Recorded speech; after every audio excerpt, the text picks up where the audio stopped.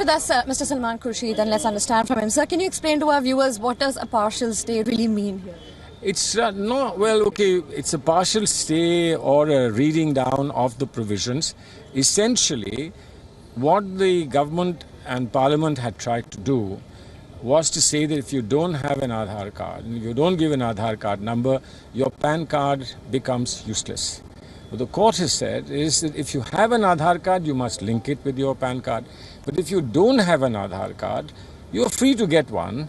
But if you still don't have an Aadhaar card and don't want to get an Aadhaar card, then your PAN card will not be invalidated.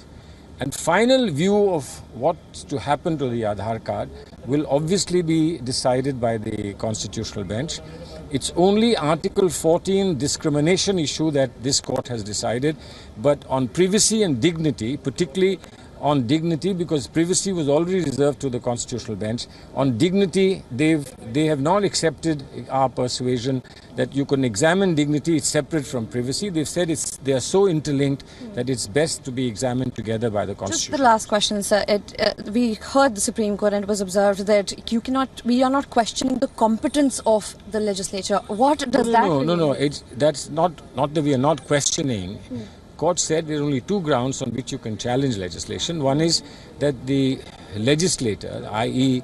the parliament in this case, was not under the constitution authorized to do this. Right. Now that they've rejected. They've said parliament does have the power to do this. So they've rejected that argument.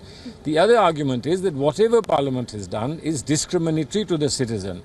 There on Article 14, again they haven't gone by what we had argued, but on Article 21 they have said this is a very important and significant dimension which must be considered and will be considered by the Constitutional Bench. All right, so thank you for speaking to WION. Well, now there's a partial stay on the Aadhaar card, but at the moment another constitutional bench of 7 judges will decide whether Aadhaar will be made mandatory for filing income tax returns or not.